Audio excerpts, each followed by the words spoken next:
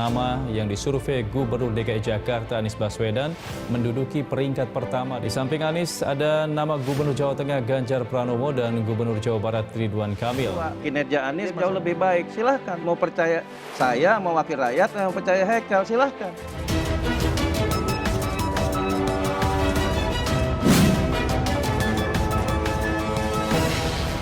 Jangan sentimen sama kerjaan Anies karena Anies calon pemimpin Indonesia. Ini kalau bukan Anies, Gubernur Soleh, doanya ini terjadi Senin, Selasa, Rabu. Ini. Dan kita akan merasakan bagaimana Jakarta sebagai kota megapolitan dengan penyelenggaraan Formula E yang luar biasa dan pasti orang Jakarta akan happy. Gitu. Ketika saya berjalan-jalan di jagat Twitter, bertemulah dengan cuitan sebuah akun pendukung Anies. Cuitan ini sangat menarik karena isinya adalah hasil survei dari lembaga yang saya baru dengar namanya. Kedua, hasilnya pun tergolong absurd dibandingkan dengan berbagai survei yang sudah ada. Akun ini pun memuji Anies, menyatakan kalau Anies selalu di posisi teratas dalam setiap survei Capres 2024. Padahal kenyataannya kan nggak selalu. Di bawah ini adalah hasil survei yang dicuitkan oleh akun @faktaanis. Coba lihat berapa persentase yang didapatkan Anies, 40,69%. Hahaha, gak pernah loh di survei elektabilitas Capres 2024 manapun posisi teratas itu mencapai angka setinggi itu. Biasanya berkisar di angka belasan hingga 20-an persen. Seingat saya, baik Prabowo survei dari CPCS dan Indometer ataupun Ganjar survei dari Y Publika pernah mendapatkan angka mencapai 20-an persen ketika mereka menempati posisi teratas. Tapi, ya iyain aja lah, bikin hati orang lain senang kan baik. Begitu pula sulit buat saya untuk menemukan artikel berita yang menginformasikan hasil survei tersebut. Akhirnya saya temukan di media online, bukan mainstream, langgam.id. Dijelaskan di sana bahwa penyelenggara survei Nyari Presiden Nyapres 2024 adalah platform survei yang menyebarkan kuesionernya menggunakan iklan Facebook. Waduh, baru denger nih saya. Anyway, pertanyaan yang dipakai sehingga menghasilkan angka di atas adalah siapa tokoh yang paling diharapkan menjadi presiden 2024? Ya kalau iklan survei ini dilepas di kalangan yang memang mendukung Anies, pastinya mereka akan memilih Anies dong. Saya nggak tahu apakah metode survei semacam ini termasuk yang diperbolehkan oleh Perkumpulan Survei Opini Publik Indonesia atau Persepi. Sekali lagi, iyain aja lah, hasilnya pun minim pemberitaan kok. Melihat angka fantastis itu saya pun tertarik untuk menciptakan counter narasi. Jika ada pendukung Anies yang memakai hasil survei itu buat gagah-gagahan, juga dengan hasil survei-survei terbaru, yakni hasil survei punya Presiden Jokowi. Jangan lupa untuk subscribe dan nyalakan lonceng notifikasinya. Dan kita menemukan ada 77% yang menyatakan puas atau sangat puas. Angka ini relatif lebih besar ya, mengalami peningkatan dari waktu ke waktu, bahkan lebih besar dari sebelum COVID-19. Alasannya antara lain karena banyak bantuan sosial, kerja yang bagus, dan pembangunan infrastruktur yang cukup signifikan. Kedua, dari lembaga Indonesia Election and Strategic Index Research yang dirilis pada 8 Juni lalu, tingkat kepuasan publik mencapai angka 81,2%. Hasil survei yang dilakukan pada 21 hingga 30 Mei 2021 menunjukkan kepuasan pada pemerintahan Jokowi periode kedua meningkat dari survei sebelumnya. Dari survei bulan Maret 2021 sebesar 70,9% menjadi 81,2%. Sementara publik yang merasa tidak puas turun dari 23,8% menjadi 16,3%. Dan publik yang menyatakan tidak tahu atau tidak menjawab hanya 2,6%. Angka ini mencerminkan keberhasilan pemerintahan Presiden Jokowi mengendalikan krisis kesehatan akibat pandemi dan upaya pemulihan ekonomi yang terus digencarkan pemerintah. Ketiga yang paling anyar dari lembaga Saiful Mujani Research and Consulting yang dirilis pada 13 Juni, tingkat kepuasan publik terhadap kinerja Presiden Jokowi mencapai angka 75,6%.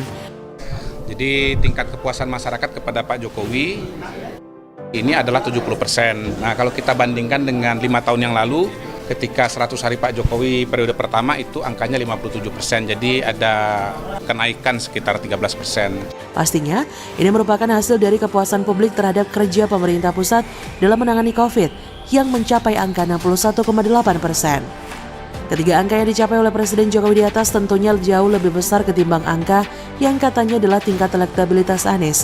Lah kan beda. Yang satu elektabilitas, yang satu tingkat kepuasan. Sabar, saya sedang menuju ke penjelasannya. Bagaimana cara pemilih menentukan pilihannya dalam Pilpres 2024? Sedikit banyak akan ditentukan oleh apa pengalaman yang mereka dapatkan dari presiden sebelumnya. Dengan tingkat kepuasan terhadap Presiden Jokowi yang tinggi itu, tentunya publik pun berharap mereka bisa menemukan calon presiden yang serupa dengan Jokowi di 2024, yang kinerjanya bagus, yang menghasilkan pembangunan infrastruktur cukup signifikan, yang bisa menangani pandemi, dan yang bisa menangani pemulihan ekonomi akibat pandemi. Apakah Anies sudah bisa seperti Jokowi? Presiden Jokowi sejak awal Anies menjabat sudah memberikan cara-cara menangani banjir. Tinggal diteruskan. Tapi apa yang dilakukan? Nggak ada tuh. Pas ujung-ujung jabatannya saja kan Anies mau meneruskan normalisasi yang sempat mandek. Sampai sekarang pun saya tidak melihat kemajuan normalisasi itu loh. Jangan pernah membandingkan program 1 juta rumah milik Presiden Jokowi dengan program rumah DP 0 rupiah milik Anies. Pokoknya jangan deh. Buat nangkepin preman di Jakarta aja, Presiden Jokowi yang harus telepon-teleponan dulu ke Kapolri. Kapolri, selamat pagi. Ini saya di Tanjung Priok, ada keluhan, banyak keluhan dari para driver kontainer yang berkaitan dengan pungutan liar, pungli di Fortune, di MPCD, One, kemudian di Depo Dwipa. Pertama itu, yang kedua juga kalau pas macet itu banyak driver-driver yang dipalak sama preman-preman. Ini keluhan ini tolong bisa diselesaikan. Ketika angka COVID meningkat tajam dalam beberapa hari terakhir ini, Anies malah ke Sumedang untuk ngurusi panen dan makam. Faktanya, sesuai dengan hasil survei, mereka yang merasa puas atas kinerja Presiden Jokowi lebih memilih capres lain ketimbang Anies, mencapai angka 43,9%. Ini pasti akan tercermin pula pada perilaku para pemilih di 2024. Makin puas publik terhadap kinerja Presiden Jokowi, makin sedikit yang bakal memilih Anies. Nasib Anies tergantung Jokowi. Loh, kan tetap beda antara angka elektabilitas dan angka kepuasan atas kinerja. Narasi absurd tuh. Nah tuh, udah ada kesamaan kan? Sama-sama disebut absurd. Jangan asal sama-sama gila aja. Kinerja Anies jauh lebih baik. Silahkan mau percaya saya, mau wakil rakyat, mau percaya Hekal, silahkan. Jangan sentimen sama kerjaan Anies karena Anies calon pemimpin Indonesia. Ini kalau bukan Anies, Gubernur Soleh, doanya ini terjadi Senin, Selasa, Rebo. Dan kita akan merasakan bagaimana Jakarta sebagai kota megapolitan dengan penyelenggaraan Formula E yang luar biasa dan pasti orang Jakarta akan happy. Selalu dari kura-kura. Bagaimana menurut Anda? Silakan tulis komen Anda di kolom komentar, like, subscribe, dan share di sosial media kalian.